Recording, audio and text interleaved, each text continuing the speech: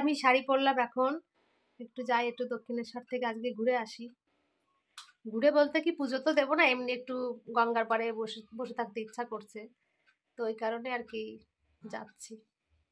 বাড়িতে সবসময় থাকতে এরকম মন মনা করে ভালো লাগে না, একটু যেয়ে ঘুরে আসি। আমি আজকে তোমাদের দাদাভাইকে ছাড়া সত্যি খুব সাহস করে বেরিয়েছি একা একা। এখন তো খুব টেনশন হচ্ছে, বেরিয়েছি যে কি করব বুঝতে পারছি না, কোনোদিন যাইনি দক্ষিণেশ্বর একা একা, তো আজকে যাচ্ছি, একটু সাহস নিয়েই যাচ্ছি। কোথাও তো ওর অপেক্ষায় থাকলে কোথাও যেতে পারবো না, তো সেজন্য একটু যাচ্ছি আর কি।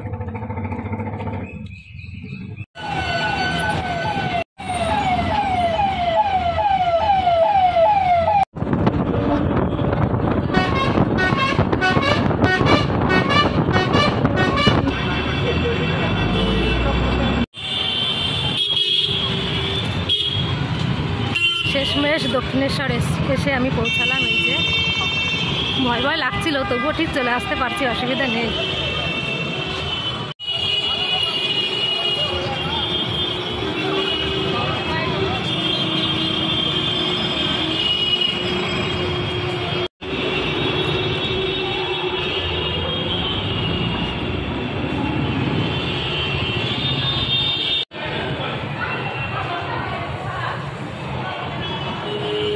দক্ষিণেশ্বর এসে আরও বেশি মনটা খারাপ হয়ে গেল, কারণ যেদিকে তাকাচ্ছি সবাই দেখি কারুর না কারুর সঙ্গে আছে, কিন্তু আমি একাই ঘুরে বেড়াচ্ছি। আর কি করব, ভগবান আমার কষ্টটা একটুও বুঝলো না, তো কি বলবো আর ভগবানকে, জানি না। তো ভালো লাগছিল না, মনটার ভিতর খুবই খারাপ লাগছিল। এসেও আরও সত্যি খুব কষ্ট হচ্ছিল, সবার দিকে দেখছিলাম তাকিয়ে তাকিয়ে।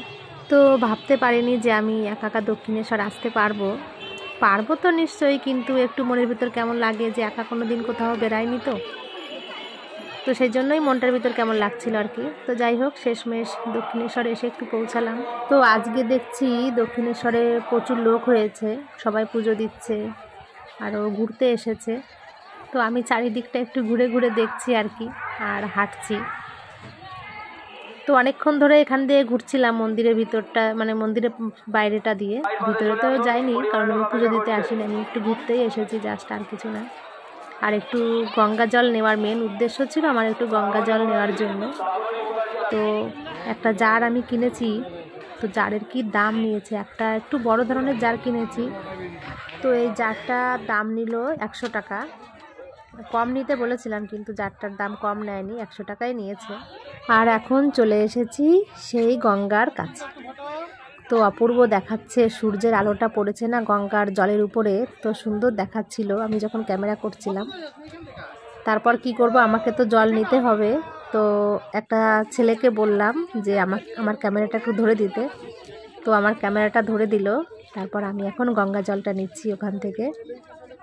তো গঙ্গা জলটা নিচ্ছি ঠিকই, কিন্তু আমার মনটা ঠিক ভরলো না, কারণ যে টাইমে আমি গঙ্গা জলটা নিচ্ছি সেই টাইমটা ছিল ভাটা। মেন উদ্দেশ্য ছিল আমার একটু জোয়ারের গঙ্গা জল নেওয়ার, কিন্তু ভাটার গঙ্গা জলটা নিতে বেশ মন চাইছিল না, তবুও একটু নিলাম আর কি। তো গঙ্গা জলটা তো যাই হোক নেওয়া হয়েছে, সে ভাটা হোক আর যাই হোক। তো এখন তো আমার বাড়ির দিকে মন চলে গেছে, কারণ তোমাদের দাদাভাইকে বাড়িতে রেখে আসছে ওই অবস্থায়। কোথাও যেহেতু আমার মনের ভিতর শান্তি লাগে না যে বাড়িতে মানুষটা কি করছে না করছে, তো আমি আর বেশিক্ষণ দক্ষিণেশ্বরে থাকবো না, এখন জলটা নিয়ে বাড়ির দিকে রওনা দিয়ে দেবো। তো যাই হোক, একা একা ঘুরলাম আর কি এইভাবে। জার কিনেছি বাবা, সত্যি পুরো হাত ব্যথা হয়ে যাচ্ছে এখন। তো এখানে মানে দাঁড়িয়ে আছি এখন জারটা নিয়ে, বাসে যাবো বাড়িতে।